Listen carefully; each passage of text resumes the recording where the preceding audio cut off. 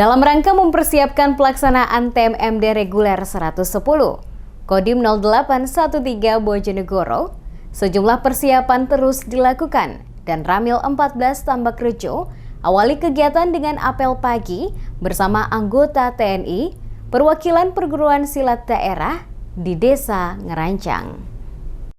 Sebelum melaksanakan kegiatan di pagi hari, sudah menjadi kebiasaan dan Ramil 14 Tambakrejo pimpin apel pagi sebelum kerja.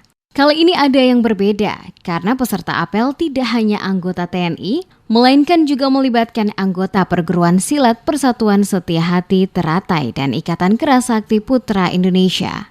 Dalam pengarahannya, Kapten Infanteri Jamari dan Ramil 14 Tambakrejo mengungkapkan, khusus apel kali ini sasaran yang akan dikerjakan yaitu pembersihan atau kerja bakti di sekitar Balai Desa Ngerancang, di mana mendapatkan dukungan dari 2 perguruan pencak silat yang ada di Kecamatan Tambakrejo.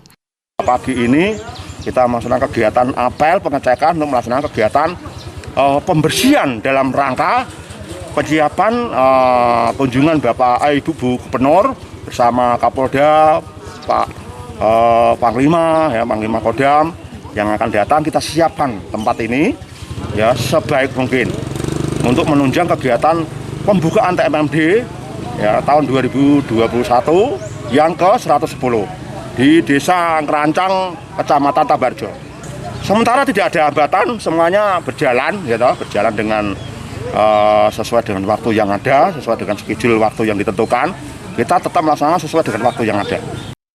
Menurut rencana, setelah upacara pembukaan yang dilaksanakan di Pendopo Kabupaten Bojonegoro, direncanakan tamu undangan akan menuju ke lokasi TMMD yang berada di Desa Ngerancang maupun Jatimulyo, Kecamatan Tambakrejo.